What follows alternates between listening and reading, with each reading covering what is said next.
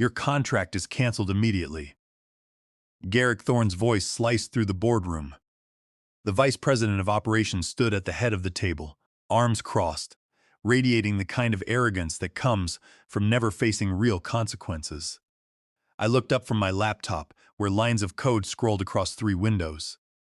The security protocol I'd been monitoring was running perfectly, green indicators across the board. The $740 million defense grid protecting Sentinel networks and 22 Fortune 500 clients was humming flawlessly. "Excuse me?" I said calmly. "You heard me. Silas Vance, we're terminating your consulting contract, effective immediately. You have 15 minutes to pack your things and exit the building." The other executives wouldn't meet my eyes. Claire Pembroke from legal stared intently at her notepad. Julian Mercer from finance studied his coffee cup as if it held the secrets of the universe. Only Diana Barrett, the chief technology officer who had brought me on, shifted uncomfortably in her chair. I smiled. Not a big smile, just a small knowing curve of my lips. "All right," I said, and began disconnecting my laptop. Garrick blinked. He'd expected arguments, tears begging. Instead, I calmly wrapped my cables, packed my external drives, and gathered my belongings from the conference room where I'd worked for 9 months. "That's it?" he demanded. "No protests?" I stood, slinging my bag over my shoulder. What would be the point? "You've made your decision." "Damn right I have. This company doesn't need overpriced consultants who think they're irreplaceable. My team can handle everything you do." "I'm sure they can," I said pleasantly. His confidence flickered. Something in my tone registered, but he was too deep into his power trip to back down. "Security will escort you out," he announced, gesturing to 2 guards. "That won't be necessary." I walked toward the exit, then paused. "Just one question, Garrick. Who's going to explain to the chairman why the entire security protocol disappears in 6 minutes?" The color drained from his face. "What?" I checked my watch. 5 minutes 40 seconds now. "The system I built has certain contingencies.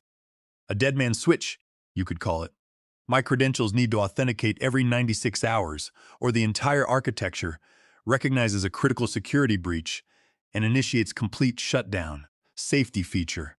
Can't have unauthorized personnel accessing a $740 million defense grid." "You're bluffing," Garrick said, but his voice had lost its edge. 5 minutes 10 seconds, but I'm sure your team can handle it." Garrick sneered, stepping toward the conference table. "This is nothing but cheap extortion. You think you can hold us hostage?" "It is not extortion, Garrick," I replied, keeping my voice level. "It is a standard security protocol documented in the technical specifications, Section 47, subsection C, Authentication Protocols and Failsafes. I submitted the system architecture and the documentation to your office 4 months ago." Julian Mercer frantically pulled up a document on his tablet, his fingers tapping the screen rapidly. "He is right," Julian muttered, his voice trembling. "It is right here in the contract. The system requires continuous authentication from the primary architect credentials at 96-hour intervals. Failure to authenticate triggers an automatic lockdown to prevent unauthorized access." "Why on earth would you build it that way, Silas?" "Because Garrick explicitly asked me to make the grid impossible to hack, compromise, or access without proper authorization," I explained. "That security mandate includes protecting against internal threats, corporate espionage, and hostile takeovers. The software does not distinguish between an external cybercriminal and a vice president firing me on a Tuesday afternoon. It only knows that the primary architect has not authenticated within the 96-hour window." "Then authenticate it right now!" Claire Pembroke, the legal director, practically screamed from her side of the table. I held up my laptop, showing the blank login screen. "With what credentials, Claire? Garrick just terminated my consulting contract. The IT department deactivated my profile 10 minutes ago. I no longer have authorization to access the network. If I attempt to log in now, the system will flag it as an unauthorized breach and accelerate the lockdown from 5 minutes to 30 seconds. The boardroom erupted into immediate chaos. Julian was shouting into his phone, while Claire began leafing through the state labor regulations. 3 minutes remaining, I observed, leaning back against the doorframe. Garrick's face transitioned from pale to a deep, angry red. This is deliberate sabotage. You planned this. No, Garrick. I followed the exact specifications in my contract, building the security features that this company requested. I explicitly warned you that the system needed proper maintenance and continuous oversight. That was written in my original proposal, the one you chose not to read before firing me. Diana Barrett finally found her voice. Silas, please, is there any way to halt the process? I had always respected Diana. She was competent, intelligent, and treated everyone with professional respect. There is, Diana, but it requires someone with root access to manually input the override sequence before the lockdown completes. Once the grid shuts down, the system must be recalibrated with new primary credentials. That takes at least 120 minutes, even for someone who knows the system inside out. I will pay you double your rate, Diana said immediately. Ignoring Garrick's glare. Triple, whatever you want, Silas. Just stop the countdown. That is not up to you, Diana. Garrick snarled, his eyes bulging. I am not rewarding this technical terrorism. Terrorism? I raised an eyebrow, letting a quiet laugh escape. I am standing here calmly explaining the engineering behind the system you purchased. You fired the person maintaining your critical infrastructure without understanding what that infrastructure actually does. 2 minutes and 15 seconds, I announced, checking my watch. Garrick lunged for the conference phone, jabbing the buttons with his thumb. Get me Owen Bradley in it immediately. Bring anyone who knows security protocols to conference room Alpha. Before we got to the point where Garrick Thorne realized the magnitude of his mistake, let me explain who I am. My name is Silas Vance. In the cybersecurity world, people know me as the specialist who builds what others deem impossible. I was not born into a life of luxury. My father worked as an auto mechanic in Detroit for 35 years, spending his days covered in grease and rust. My mother managed a small diner on the east side, serving coffee and listening to the struggles of working-class people. They taught me two principles that shaped my entire career: how to solve complex problems with whatever tools are at hand, and how to treat every human being with dignity, regardless of their title. My father used to say that a manager who looks down on the janitor is the same person who will fall apart when things go wrong, because they never learned to respect the foundation keeping the building standing. I carried that philosophy through community college, then to Michigan State, and eventually to Carnegie Mellon. Over the 22 years that followed, I built a reputation for designing defense networks that did not just react to threats, but anticipated them. Empathy and understanding how systems connect from the ground up made me successful at my job. 9 months ago, Sentinel Networks was in crisis. Their security infrastructure was leaking data, and they were on the verge of losing their 3 largest corporate accounts. Diana Barrett, the chief technology officer, called me at 2 o'clock in the morning, begging for my assistance. I agreed and built them a security protocol from the ground up. I created custom architecture, quantum-resistant encryption, and artificial intelligence threat detection that could neutralize network intrusions before they materialized. It was a beautiful, elegant, and highly complex system. It was also entirely dependent on my proprietary engineering. Garrick Thorne had opposed my hiring from the very beginning. He had wanted to award the contract to his brother-in-law's security firm, despite that firm being responsible for the vulnerabilities in the first place. When the board of directors overruled him, I became a constant reminder of his public defeat. For 9 months, he searched for any excuse to get rid of me. He finally manufactured one during a budget review, convincing the other executives that my consulting fees were excessive and that his internal IT team could maintain the grid. He was not entirely wrong about the fees. I am expensive, but companies do not pay me for simple maintenance. They pay me for expertise that does not exist anywhere else. Garrick was about to learn that difference the hard way. 1 minute and 30 seconds, I said, my voice echoing in the silent boardroom. Garrick slammed the phone down as the door burst open. Owen Bradley, the head of IT operations, rushed in, followed by Brenda Carlson, his senior specialist. Both of them were breathing heavily, their faces filled with confusion. What is the emergency, Garrick? Owen panted, setting his laptop on the table. The security grid is about to shut down in 80 seconds, Garrick yelled. You need to access the root directory, navigate to the authentication protocols, and input the override sequence immediately. What override sequence? Owen asked, his fingers hovering over the keyboard. The one in the technical documentation, I said calmly. Section 47, subsection C, Appendix 14. Brenda opened her laptop, her fingers flying across the keys as she searched the network database. I do not have Appendix 14, Owen. My documentation only goes up to Appendix 11. I looked directly at Garrick. Let me guess. You did not want to distribute the complete technical documentation to your team. Or perhaps you decided to save some money. That extended documentation package was an optional add-on. Garrick exploded, pointing an angry finger at me.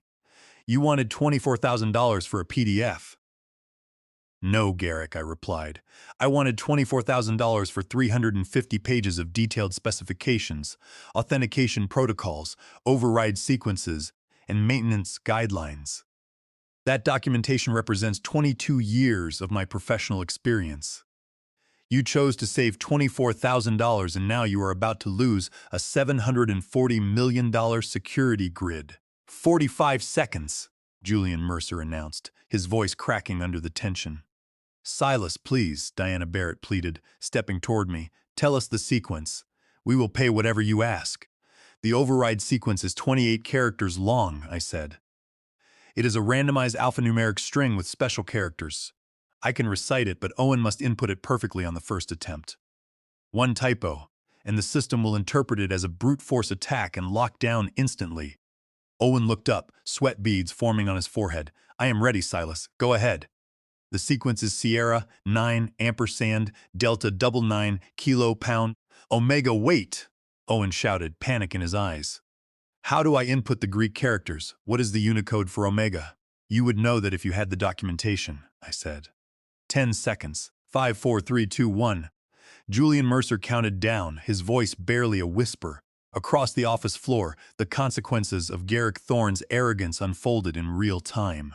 The security grid detected the lack of authentication, closed external access ports, isolated internal databases, and encrypted its own core files. The entire automated protection sequence took exactly 40 seconds. Every laptop in the conference room chimed simultaneously. Error messages bloomed in bright red text. Owen Bradley's monitor went black, displaying a single warning: Security Protocol Alpha 7, critical authentication failure, protective lockdown initiated, all network systems secured. No, no, no, Owen typed furiously. But the keyboard did not respond. The server room terminals are completely unresponsive. I cannot get a command prompt. Brenda Collison pulled out her phone, her face pale. My alerts are going off. The monitoring center reports that all client connections just dropped. Every single one of them is offline. The conference room phone began to ring. Almost immediately, Claire Pembroke's cell phone buzzed, followed by Julian's and Diana's. Through the glass walls of the boardroom, I could see the open-plan office. Employees were standing up, staring at their blank monitors, their voices rising in confusion. An eerie, tense murmur spread across the entire department. Garrick slowly turned to face me. The anger had vanished from his eyes, replaced by a cold, genuine fear. He looked at his hands, then at the silent monitors, realizing that his power trip had just severed the company's lifelines. Fix it, he said, his voice barely audible. I pulled out a leather chair, sat down calmly, and crossed my legs. Let us discuss the terms of my new contract first. The phones continued to ring. The office had descended into complete chaos. People were running between desks, and the noise of ringing phones echoed through the hallways. Claire Pembroke stared at her phone, her hand shaking as she looked at the incoming numbers. It is Vanguard Aerospace, Claire said, looking at Garrick. They are demanding to know why their secure server connection just went dark. They are a defense contractor, Garrick. They do not tolerate downtime. The security of their military research databases depends on our grid. Tell them it is a temporary network issue. Garrick stammered, rubbing his temples. Tell them we are resolving it.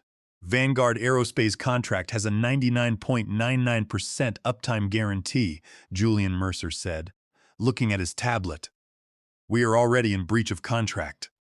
The penalty clauses for security failures across our 22 clients start at $65 million in immediate liability. If any client experiences a data breach while the grid is down, we could face hundreds of millions in damages.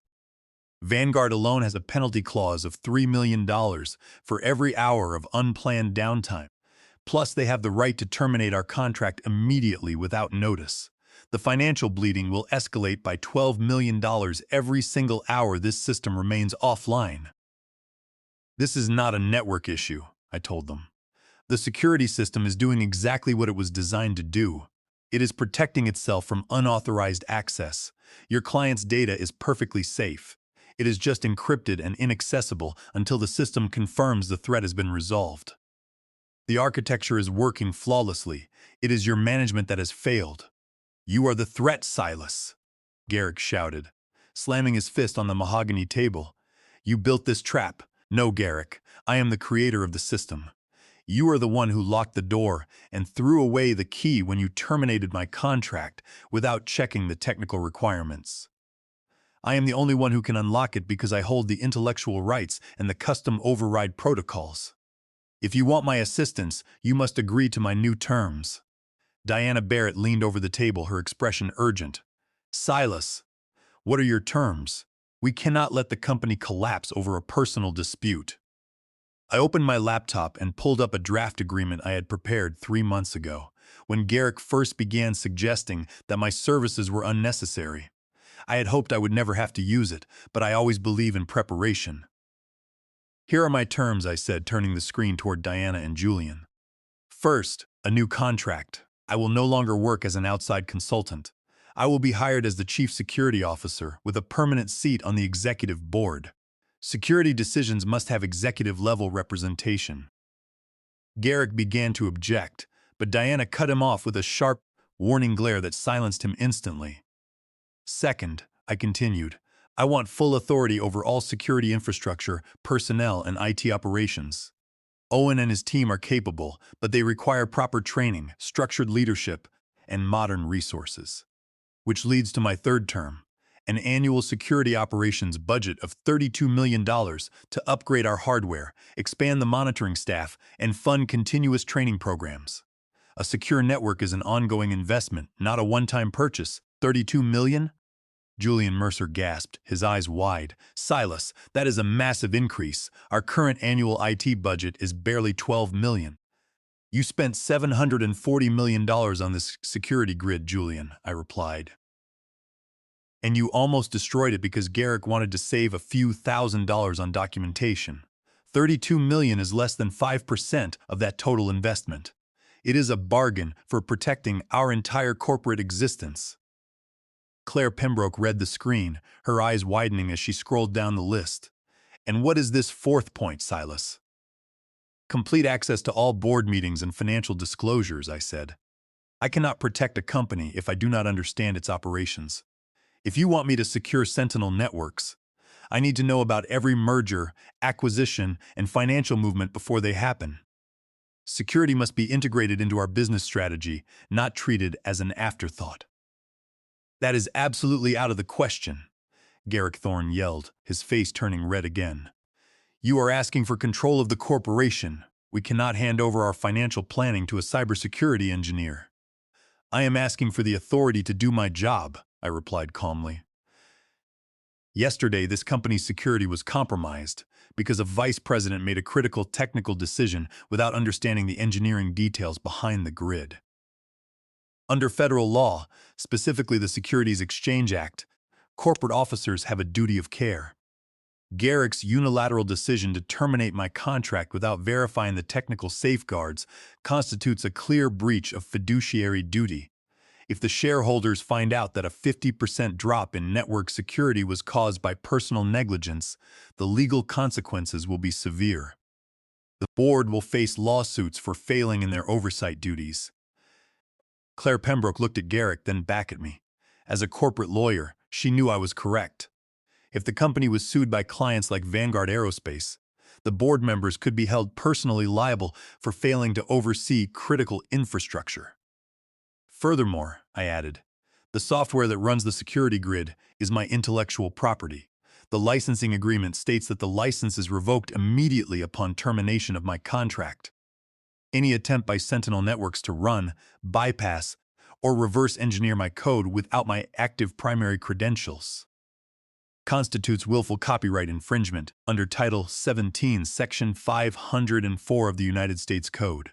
The statutory damages for willful infringement can reach $150,000 per violation.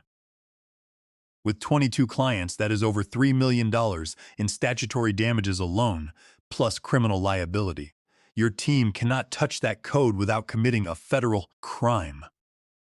The room went completely silent. The ringing of the conference phone broke the silence. Diana Barrett looked at the caller ID, her expression tightening. "It is Franklin Montgomery," Diana whispered. The name sent a shiver through the room. Franklin Montgomery was the founder and chairman of Sentinel Networks. He was a legendary figure in the industry, known for his zero-tolerance policy regarding incompetence and corporate posturing. Diana pressed the speaker button. "Hello, Mr. Montgomery. We are in the conference room. Someone explained to me why my personal network is locked down." Franklin's voice boomed through the speaker, calm but incredibly cold. "And why I have 5 messages from Vanguard Aerospace asking why our security monitoring went dark. I want answers, and I want them now." Garrick cleared his throat, trying to project confidence. "Mr. Montgomery, we experienced a minor technical issue during a routine consulting contract transition. We are resolving it now with our internal IT team." "A minor technical issue, Garrick?" Franklin replied. "The defense grid is offline. We are in breach of 22 major contracts. I have just reviewed the system alerts. The system is in protective lockdown because the primary architect's credentials were deleted." "Who authorized that?" "I made a budgetary decision to reduce unnecessary consultant expense," Garrick stammered, his confidence evaporating. "I did not expect the system to react this way. I believed our internal staff was fully prepared to manage the infrastructure." "You did not expect?" Franklin's voice dropped an octave, dripping with contempt. "We paid Silas Vance to build a state-of-the-art security grid because he is the top specialist in the country. Did you honestly believe his role was optional? Is Silas in the room?" Diana pushed the phone toward me. "Yes, Mr. Montgomery. I am here. Silas, I apologize for this ridiculous situation," Franklin said. "I assume you have a solution." "I do, Mr. Montgomery. I have presented my terms to Diana and Julian. A new contract as Chief Security Officer, a board seat, and the necessary budget to manage the security department properly. We need $32 million annually to ensure this network remains secure and staffed." "Send the document to my email immediately," Franklin ordered. "Claire, review it. If the terms protect the company's assets, sign it. We cannot afford to remain offline." "Silas, how long will it take to restore the grid?" 120 minutes once my credentials are reactivated," I replied. "I will need physical access to the server room and Owen's team to assist me. We need to perform a full system diagnostic to ensure no vulnerabilities were created during the lockdown. Claire, restore his credentials now." "Silas, I am sending my personal override code to Diana's phone. Use it to access the server room. I want a full report on my desk by tomorrow morning." "You will have it, Mr. Montgomery." Garrick, Franklin added. "My office. Tomorrow morning at 9 o'clock. Do not be late." The line disconnected. Garrick looked like a man who had just received a prison sentence. He sat down slowly, his face blank, staring at the mahogany table. Claire Pembroke was already typing on her laptop, restoring my system permissions. "Your credentials are active," Claire said, looking up. "I have forwarded the contract to Mr. Montgomery. We are signing it. Welcome to the executive team, Silas."